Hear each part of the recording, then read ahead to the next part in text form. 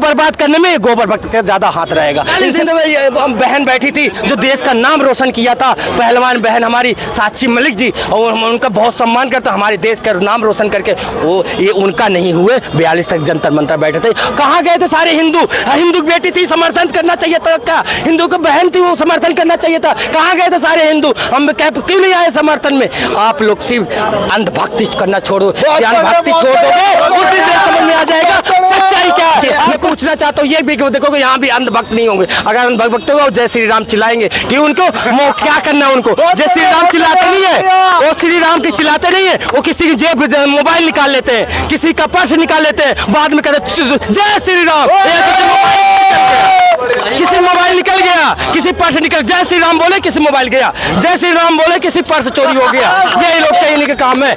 5 bill लाने के लिए मैं 5 बिल पे चर्चा करूंगा, इन पे क्यों नहीं चर्चा कर रहे? इन्होंने पहले 16 महीने तक बैठाए थे इन लोग के लिए कि मैं सारे बिल माफ करूंगा, एक भी बिल माफ नहीं करे। आज भी किसान बैठे हुए हैं वहाँ पे, क्यों इस पे बात नहीं करना चाहते हैं? अब ये लोग कहते हैं अंधभक्त लोग कि वो चुनाव के मुद्दे को रख बैठाए हुए गए हैं। अरे भैया आप भी क्या राम मंदिर का उद्घाटन किए थे? क्या 2024 के चुनाव के चक्कर में आपने उद्घाटन किया था? हाँ, आपने 10 साल में क्या काम किया वो जनता को बताओ। मैंने आपने 10 साल में क्या काम किया? एक भी काम नहीं बता सकते ये लोग। इनसे महंगाई की बात करो तो महंगाई पे भागने चाहते हैं, रोजगार की बात करो तो रोजगार पे भागने चाहते हैं, ये खाली राम मंदिर पे वोट मांगना चाहते हैं। मैं पूछना चाहता हूँ भारतीय जनता पार्टी राम मंदिर ये आस्था विषय है, राजनीति विषय नहीं होना चाहिए। राम हमारे हैं और रहेंगे हमारे, लेकिन आपने कितने किया 10 साल में वो काम बताना चाहिए आपको। तो अभी कुछ लोग कह रहे हैं कि किसान का जो प्रदर्शन है वो भी एक राजनीतिक मुद्दा ही है। अभी मैंने इससे पहले क्या बोला? राजनीति क्यों लड़ रहे हैं? राजनीति उनके मुद्दे क्यों नहीं सुलझाया जा रहा है? उनके मुद्दे बातें उनकी बातें क्यों नहीं सुना जा रहा है? यही तो मैं कहना चाहता हूँ कि भारतीय जनता क्यों उनको कर रहे हैं? अगर उनके 5 मांगे, इन्होंने बोला था मैं 5 मांगूंगा पूरा करूंगा, उनको 5 मांग पूरा क्यों नहीं कर रहे हैं भारतीय जनता पार्टी के लोग? देश के प्रधानमंत्री जी करना चाहिए था कि किसानों की बातें सुनना चाहिए था, क्यों नहीं सुन रहे किसानों की बातें?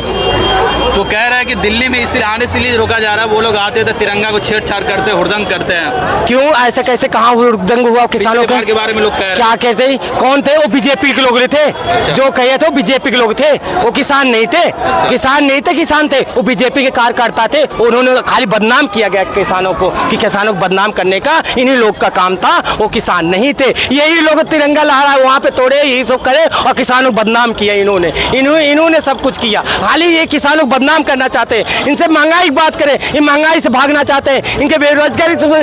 अभी इनको सत्ता की बात करो, इन्होंने सत्ता की कहते हैं, इन्होंने 10 साल के काम, मोदी ने 10 साल में काम क्या किया? एक काम नहीं बता सकते इन्होंने कि 10 साल में ये काम किया है। काम के ये भागते हैं, महंगाई के लोग माल बोलने के लिए रेडी नहीं है कि महंगाई मंदिर क्या राम मंदिर। मैं अभी भी बोल रहा हूँ, और आस्था का विषय है, राजनीति विषय नहीं है। राम हमारे, राम रहेंगे। क्या राम मंदिर से क्या रोजगार मिल जाएगा? क्या राम आपका तबीयत खराब हो जाएगा? पहले बताओ तो मंदिर में जाओगे, हॉस्पिटल में जाओगे? कोरोना काल में मंदिर भी बंद कर दिए थे इन्होंने, जो राम मंदिर की बात करते थे इन्होंने कोरोना काल में सबको क्लेश कर दिया, इन्होंने लठ बजवाया, इन्होंने युवाओं को लठ बजवाया। इन्होंने ये काम नहीं किया ढंग के। अगर एक काम किए होते, काम की बात करने, इन्हें ये भी काम नहीं किया। मैं पूछना चाहता हूँ ये भी देखो यहाँ भी अंधभक्त नहीं होंगे। अगर अंधभक्त होगा जय श्री राम चिल्लाएंगे कि उनको क्या करना है? उनको जय श्री राम चिल्लाते नहीं है, वो श्री राम की चिल्लाते नहीं है, वो किसी की जेब मोबाइल निकाल लेते हैं, किसी का पर्स निकाल लेते हैं, बाद में कहते जय श्री राम,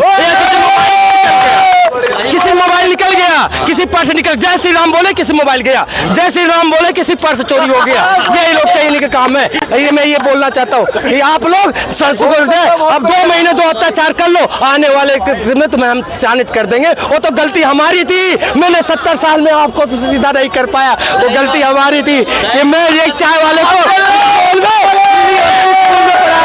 एक चाय वाले को अगर एक चाय वाले के स्कूल में नाम लिखा दिया होता, आज देश बच गया होता, ये हमारी गलती है, ये कांग्रेस की गलती है जो आज हमारे ऊपर अत्याचार कर। हम ईडी सीबीआई का दुरुपयोग नहीं किया 70 साल में, मैं चुनाव आयोग का दुरुपयोग नहीं किया, ये लोग यही कर रहे हैं तो इनकी वाह वाह हो रही है। हम सत्ता के, हम राजनीति से नहीं करते।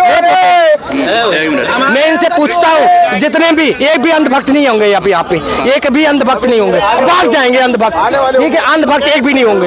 इनसे पूछो, मैं इनसे पूछना चाहता हूँ कि सर आपने 2014-2019 में जो वादे किए थे, क्या आपने युवाओं को लठ मार रहे हैं, इनके पास नौकरी के लिए जा रहे हैं, 2 करोड़ नौकरी के वादे किए थे इन्होंने, 2 करोड़ नौकरी इन्होंने दे दिया?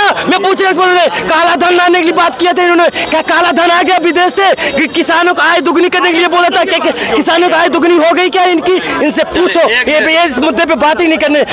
मेन चीज तो आज हमारी मीडिया तो हमारी बिक चुकी है भाई साहब। मीडिया का सच दिखाई तो मोदी कभी 2 सीट नहीं आने वाला है। भाई तुम बीजेपी से तो नहीं हो? नहीं, एक मिनट, लेकिन वो लोग तो कह रहे हैं कि इस बार 400 प्लस है हमारा। हाँ, इसीलिए तो कह रहा हूँ मैं, इसी मुद्दे पे बात करूँ। कैसे 400 प्लस है इनका? हाँ, इसीलिए कहता हूँ मैं, ईवीएम हैंग हो सकता है, ईवीएम ही हैंग कर सकते हैं। इसे बैलेट पेपर से चुनाव होना चाहिए, इसीलिए मैं वो रोड पे उतरा। वकील युवा सारे बैठे हुए हैं कि ईवीएम से चुनाव नहीं होना चाहिए, बैलेट पेपर से होना चाहिए। ये हैंग कर तभी ये कह रहे 400 सीट आएगी हमारे पास। क्यों? इनको कैसे अभी चुनाव हुआ ना, ये कैसे कहते 400 सीट हमारी आ जाएगी? इन्होंने क्या काम किया?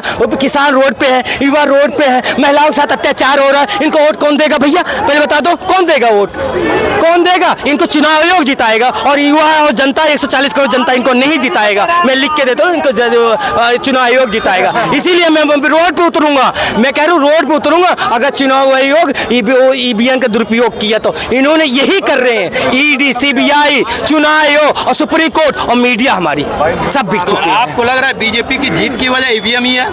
वो से नहीं जीतते, बेईमानी से जीतते। यही बात कर रहा हूँ मैं, ये तो बोल रहा हूँ इतना देर से। मैं किस लिए लड़ रहा हूँ? मैं यहाँ पे किस लिए बैठा हूँ? तो इसीलिए तो बोल रहा हूँ कि ये इन्होंने यही तो बोल रहा हूँ मैं कि आप क्यों अत्याचार कर रहे हो युवाओं के साथ, क्यों महिलाओं के साथ? ये मणिपुर पे एक शब्द नहीं बोलेंगे कि मणिपुर पे एक शब्द बोले।